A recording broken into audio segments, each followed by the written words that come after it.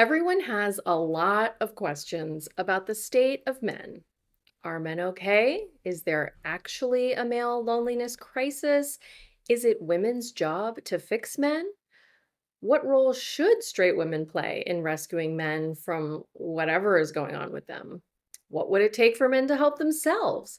And how on earth should a mother of boys be in an era in which so many toxic visions of masculinity abound, from the dark corners of the manosphere to the casual misogyny of the current presidential administration? I'm Tracy Clark-Flory. I'm Amanda Monty, and this is Dire Straits. In the second episode in our series on the state of men, we're diving straight into whatever the hell is going on with masculinity these days. We'll look at some of the eternal problems with straight masculinity and consider where hyper-masculine ideals are coming from today. But we're also going to get real about our own experiences mothering boys and mothering grown men. We'll talk about the tyranny of the boy mom mentality in parenting circles. And we'll talk really frankly and honestly about what it's like for us to parent boys right now. You might be surprised by some of our thoughts on this topic. Quick reminder that these more personal episodes are paywalled, which means they are a special treat for paid subscribers. To listen to the full episode, upgrade your subscription. You'll be supporting this rigorously researched feminist podcast in a time when masculinity often means not listening to what women have to say about anything.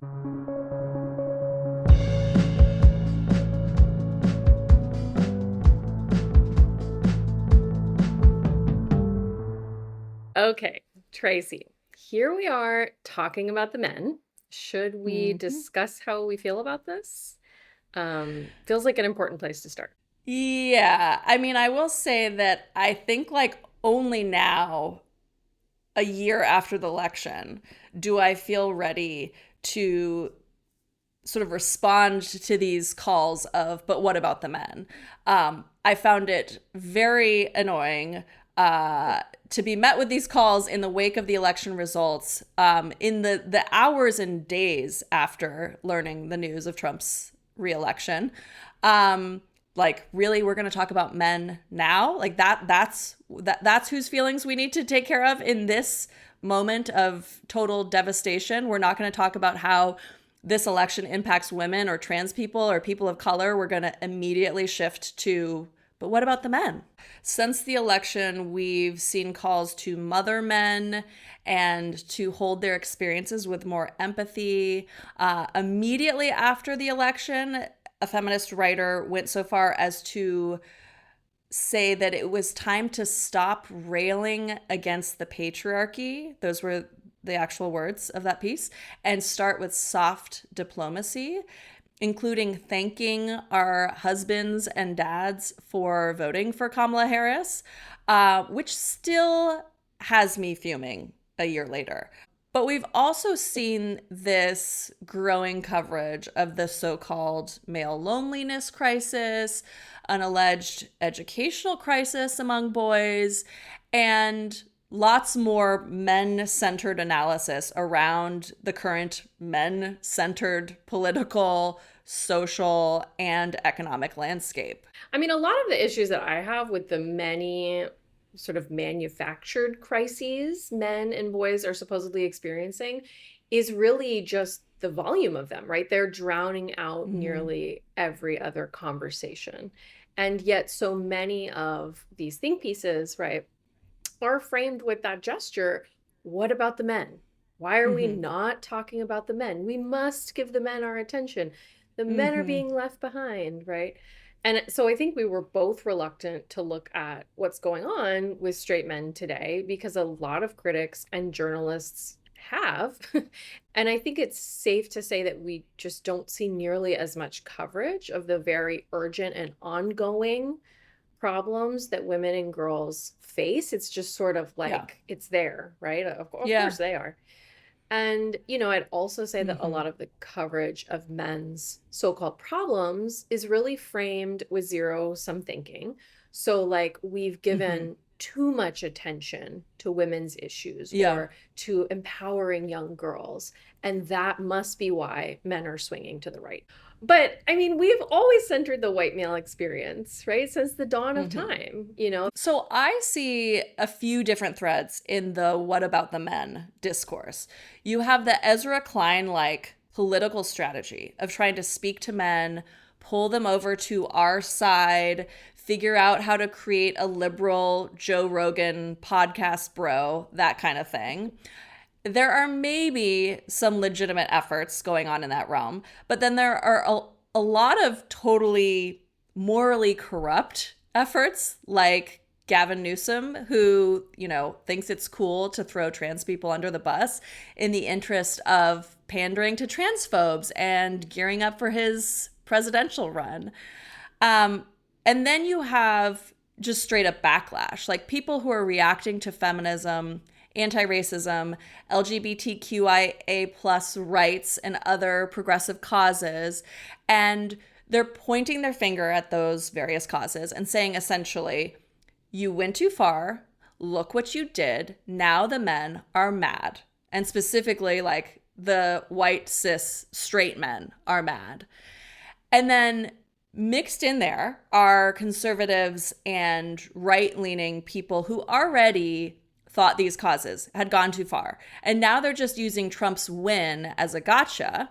And then you have self-described liberals who have been, feeling kind of uncomfy with just how far, Me Too or trans rights had gone. And now they're feeling emboldened to say, again, see, too far. But then finally, there's a camp that I actually empathize with quite a bit. And that's people who saw Trump get elected and they went, damn, like a lot of boys and men are pretty messed up and we have to solve that problem, which of course I agree with. And that's something I've been feeling for a very long time. And that's something that I've seen as being a part of the project of feminism. Put in the simplest terms, I think that they are messed up by white supremacist capitalist patriarchy as opposed to feminism or anti-racism or LGBTQIA plus rights and so on. Like, obviously. And something I think about a lot is like in the statements that we must pay more attention to the issues of boys and men, who's the we? It's usually women, At the same time, most of these conversations about boys and men's issues today are also implicitly about straight white men. And I think today we really want to clear some of the brush and like really dig into what we talk about when we talk about the problems that men face.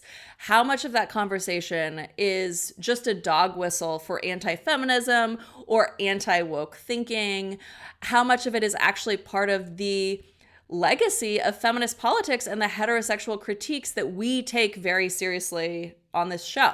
Okay, so first off, there are a lot of men trying to tell other men how to be masculine today. I'm not sure if you noticed, Tracy. Oh, yes. We've covered a few of these subcultures on the show, and we will undoubtedly cover more.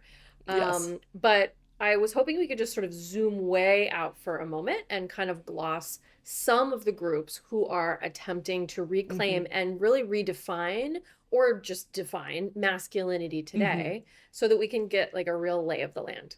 Yeah.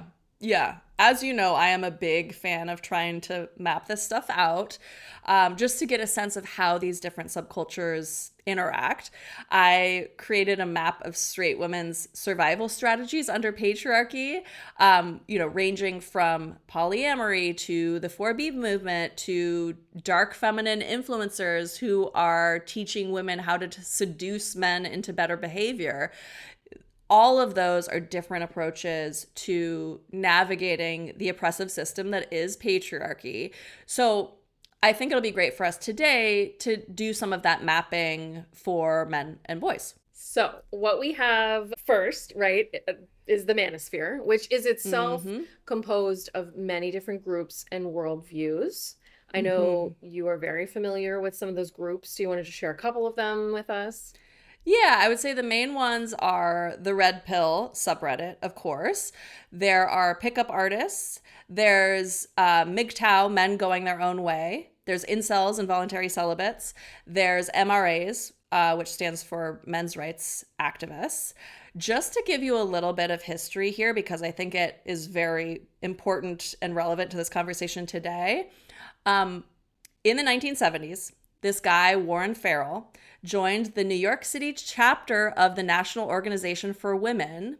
He ran men's consciousness groups, critiqued gendered expectations, and was all over the press as a male feminist.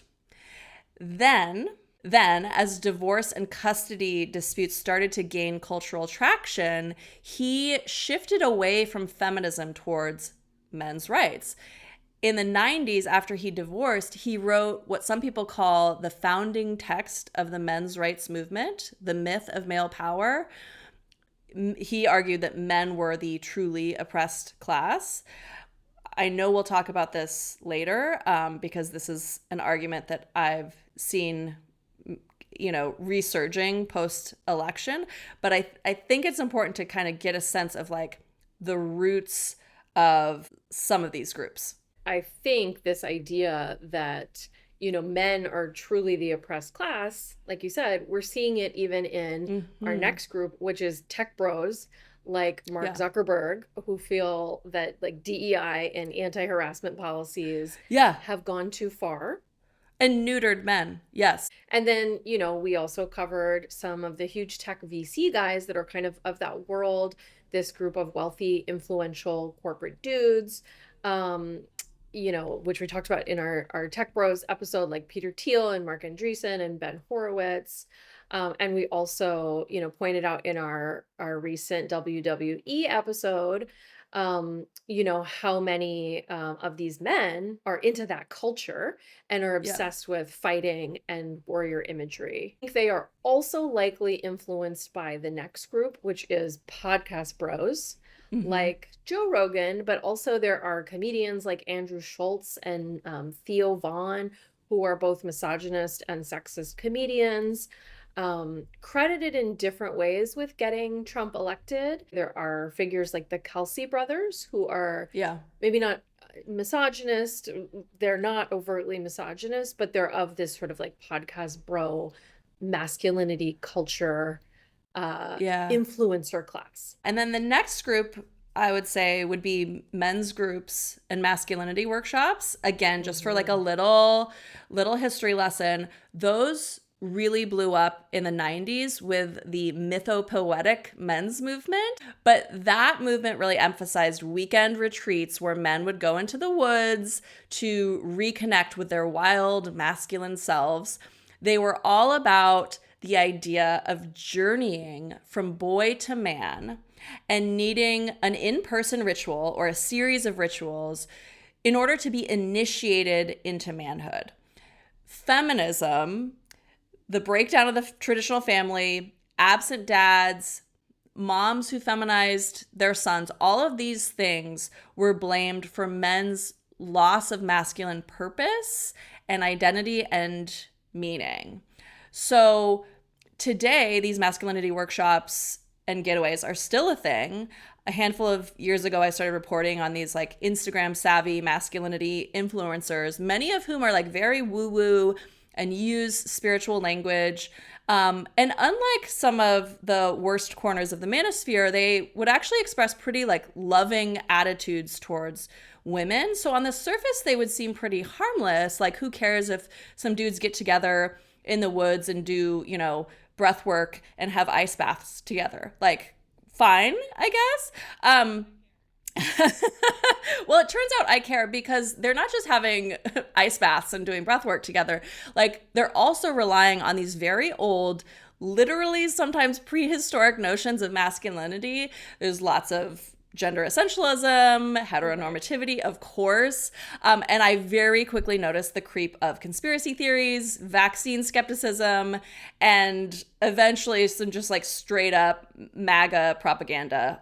Also connections to Joe Rogan and the like. I feel like there's like a progressive faction of these guys who just like go to Joshua Tree and take psychedelics. There's a pipeline. I'm telling you, man. There's a pipeline between Joshua Tree and Joe Rogan. Right, I believe it. Okay, and then we also have like sports and fighting and the wrestling world, right? These Yeah. are sort of timeless arbiters of toxic masculinity that have, of course, now like just been elevated by like capitalism. And, you know, these cultures really feed into the mythologies of masculinity that a lot of these other groups are obsessed with. So not just fighting and wrestling, but I'm also thinking of like, you know, sports culture, you know, football and Yes. all that, which of course are each their very own subcultures. We're speaking really generally here. Yeah. But then we also have, of course, political culture and, you know, the sort of male figures like Republican politicians, such as Josh Hawley, who published a book called Manhood, the Masculine Virtue America Needs. And obviously, we have our sitting president and his whole sexually predatory administration. But then there are also, you know, campus political organizing groups like Turning Point USA Mm-hmm. and the Young Republican National Federation, which is the GOP's political organization for young men. And their private group chats were recently leaked Yeah. just days before we recorded this episode. Mm. Mm-hmm. And, you know, those messages revealed hundreds of truly horrific white supremacist and misogynist statements. Um, Tracy, I thought you could read what feminist theorist Soraya Shamali wrote about the messages and the reporting on them. The truly awful racism, anti Semitism, and bigotry of the Republican group chat messages deserve all the exposure and condemnation they are getting, but over and over again, headlines and stories are minimizing or ignoring intersectionality and misogyny in the messages. These conversations also include rape described as epic, jokes and celebration of sexual assault, disparaging, derogatory comments about women's bodies and hygiene, and talk about using sexual violence as a weapon to denigrate and humiliate. Just like the people using these words and ideas, media are minimizing their relevance and the role gendered violence plays in supremacist power. JD Vance, on the other hand, said, kids do stupid things, especially young boys. And to be clear, multiple members of the group chat are in their late 20s and early 30s, and the Young Republican National Federation does not accept men younger than 18. Boys. And then we have the Christian right. And of course, there are many different religious sects here to consider, like the dominionists who want to take over all aspects of society explicitly and advocate biblical patriarchy. And then we also have, you know, the people of praise, which is famously Amy Coney Barrett's Catholic covenant community, which is also authoritarian and sees men as the heads of household. And then, of course, you have churches like LDS, which have a big online presence and influence right now and are also explicitly patriarchal. So, taking a step back here at all of these different communities, I think it's important to note that feminist researchers who track these communities in the manosphere, broadly defined, they think of all these various groups as essentially stepping stones for alt-right recruitment. So let's say you start in the PUA scene, right? The pickup artist scene. And then you move towards the red pill. And then ever rightward from there. Maybe even so far as an extremist faction like the Groypers, Nick Fuentes' very online white nationalist army. W. Kamau Bell actually wrote a great essay recently arguing that Charlie Kirk's killing really showed us that even the designations of left versus right don't always hold when we look closely at these groups or at the figures, you know, who claim to be their spokesman. They're more of a mix of internet culture and, you know, reactionary politics. And I think that is such an important clarification. As Bell put it, while people are trying to figure out whether the suspect of the Kirk killing is on the left or the right so they can know who to boo on cable TV news, I think the suspect's political ideology is obvious. His political ideology is brain rot, or maybe skibbity toilet. At the very least, his political ideology is extremely online. The killing was a shitpost. For the Gen X and above generations, the best comparison is nihilism. So nihilism is a big part of this new definition of masculinity, but so is being very online. And as the gap between, sort of online celebrity and real life narrows more and more, that's how these really extreme understandings of masculinity just become, normalized and mainstreamed. And of course, there are other influences on our concept of masculinity. There's advertising and film and TV and regular celebrity culture. But these are all groups and influencers who are literally making it their life's work, their calling, to forge the culture of masculinity. And that's something that is really distinct, I think, and unprecedented today in terms of how the social reproduction of gender occurs today. And, just in terms of what our social and cultural fabric looks like, definitions of manhood are not only coming from fathers or religious groups or celebrities or even politicians. Masculinity is a whole sector of business. And, to be clear, talk about a so-called masculinity crisis has been going on for decades now. You can at least trace it back to the 90s, if not much earlier, with the rise of men's rights and Warren Farrell, arguing that actually men are the true oppressed class. And the whole time, this whole time, feminism has been blamed. Like, it didn't start with Me Too or trans women in sports or Trump winning.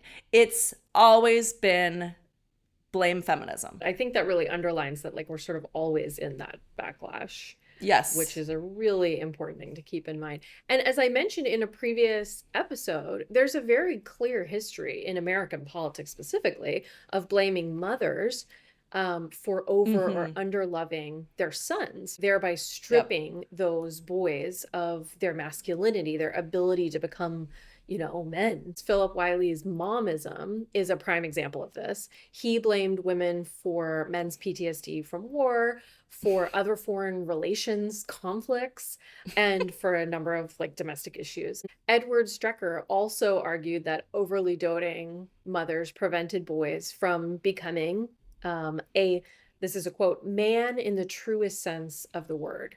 And as one reviewer of that book put it, Strecker's project explored how the great American mom emasculated her sons, creating soft spots which made them incapable of manhood. She infected her son with femininity. So all of these spheres of culture and politics that are obsessed with masculinity today, knowingly or not, are drawing on these histories.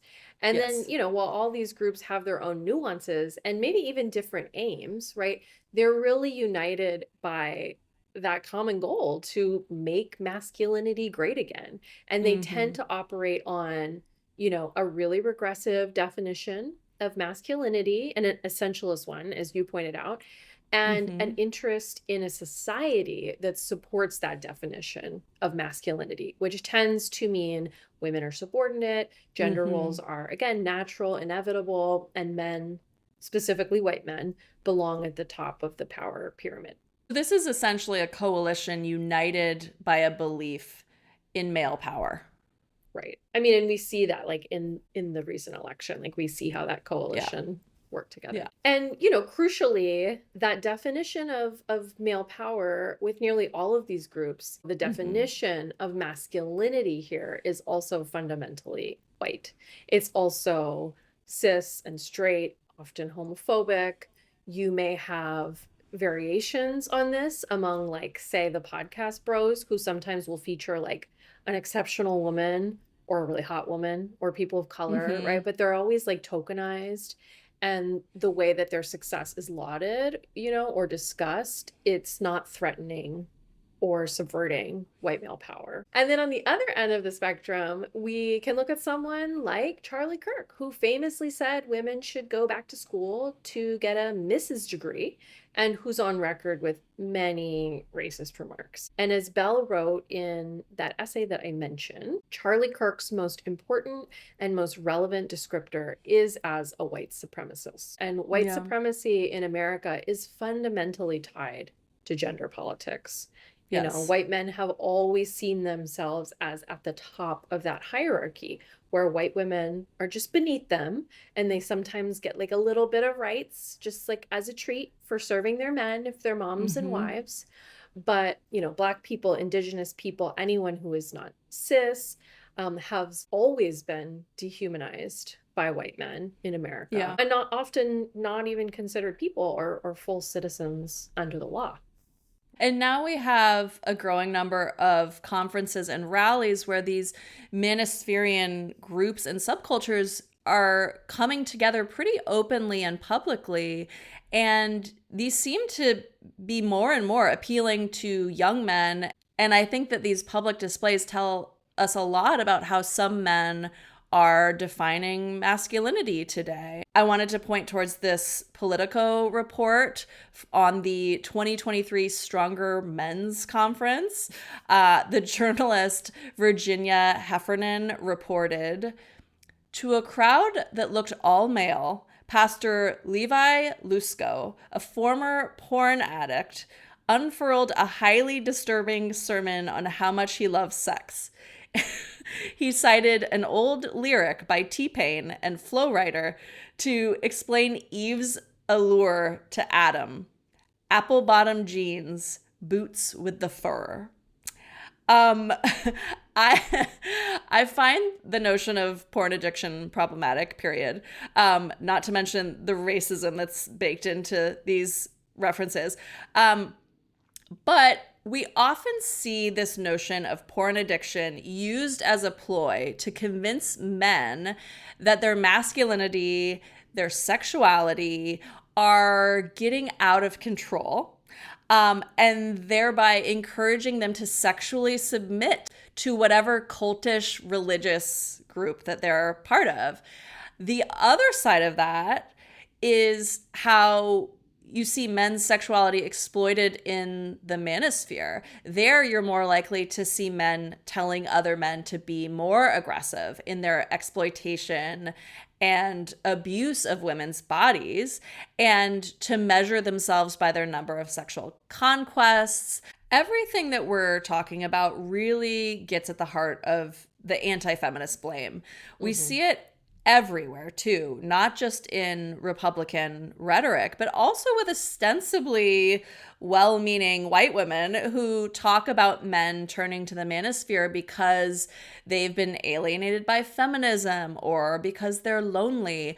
Often there's this undercurrent of basically like, we just need to love and fuck them into being better people. Never mind how lonely and scared all this manospherian toxicity makes straight women feel. And yet, you know, for primarily straight, white, cis men, politics is more of a thought experiment. It's just a heated debate. It's a conversation about who should get to have the rights that they already have. Meanwhile, there's this vast cultural network of violent, toxic, inflammatory masculinity content that's all being mainlined into many young boys and men's systems. And that's because algorithms allow it and privilege it by helping it to go viral and by serving it to their target demographics. Like, why are we not focusing our attention there? You know, and we are all too lonely and too online. So, you know, if men are so lonely, why is it women's problem to solve? It only becomes our problem when they are turning that loneliness into violence and aggression and exploitation of other people. I really like what Tracy McMillan-Cottom has said about the so-called male loneliness epidemic. Which is that what we have is a male violence epidemic, and that is why it is a social problem. And the way that the internet and tech fuel this epidemic, I find it actually rather than overwhelming. It's very clarifying for me as a thinker, but also as a mother, because it tells me one of the big problems that young boys face is Meta and all these other platforms, Mm-hmm. which we know are run by tech bros who have their own masculinity issues. Misogyny and patriarchy are, these dogged belief systems, and they're not new. But online culture is certainly like turning up the volume and emboldening these groups in significant and I think unprecedented ways. And yet these platforms and companies refuse to acknowledge their own complicity in contributing to not just Yeah. like annoying ideas about like what a man is and or like heteropessimism, but to like a very real culture of male violence, because they're turning a profit on it all. Yeah, I mean, the biggest threats to young men today are not feminism or how women talk about men. It's actually these older men who think it's okay to keep feeding young boys and men this stuff. There's like this active, aggressive recruitment that's happening. And Heffernan points out in the Politico piece that I mentioned that politicians who have leaned into the kind of rhetoric you'd see in the manosphere are also often targeting poor white men because they suffer more than the elites. So they're easy targets. But it's not that these young white men are more disadvantaged than young women or than their non-white counterparts, which is an actual thing. We have seen people argue in recent months. It's that these masculinity influencers and politicians are targeting young white men because what they're selling is going to appeal to that demographic the most. And those platforms too, like let's not forget, operate on really fucked up ideas about free speech. Like we can't even say sex with an X on Instagram without getting shadow banned. We have to say segs like with but like meanwhile 5Gs. Like this is why I make a point to talk very frankly with my kids about the dangers of social media and the internet, but not just to block them from using screens as, someone like Jonathan Haidt would have it, but to really help them develop some tech and media literacy and critical thinking earlier. We talk a lot about like these phones are designed to suck you in and make you forget about real people, spoon feed you, stuff that you're just going to want to keep clicking on, whether it's actually important and interesting and meaningful or not, So, to help them kind of see that as connected to other conversations that we have about social inequality. I just have to share this anecdote that I'm reminded of as you're talking. I, have been talking, like my kid hears me, overhears conversations that I have with Christopher about my work that I'm doing for this podcast. And he overheard something about AI boyfriends. And so I had to explain to him like why I was talking about AI boyfriends and AI companions and AI period. And we had like a really good critical conversation about it, just to speak to your point of media literacy. But I got this, I heard from my kid's best friend's mom that his best friend came home one day and was like, "So mom, what do you know about AI boyfriends?" Oh no, you've hit the paywall, but there's so much left to this episode. We talk candidly about raising boys as feminist moms in this bizarre era that we're all living in. We share about talking to our kids about consent, sex, gender identity, reproductive justice. We talk about trying to stave off the creep of boy culture, from violent video games to those terrible, muscly superhero costumes that show up around Halloween. We talk about the tyranny of the boy mom mentality and maddening essentialist refrains of, oh, they're boys. What are you going to do? We also get really personal with our experiences around mothering grown men, trying to save them, trying to help them with patriarchal deprogramming. On the other hand, we look at the possibility of being allied and in community with men, specifically men who are already working to save themselves. You don't want to miss any of it. You can upgrade to paid at direstraitspod.com. That's straights with a GH. You'll get full access to all of our episodes, no paywalls ever, and you'll help make this podcast possible. We can't do this without your support.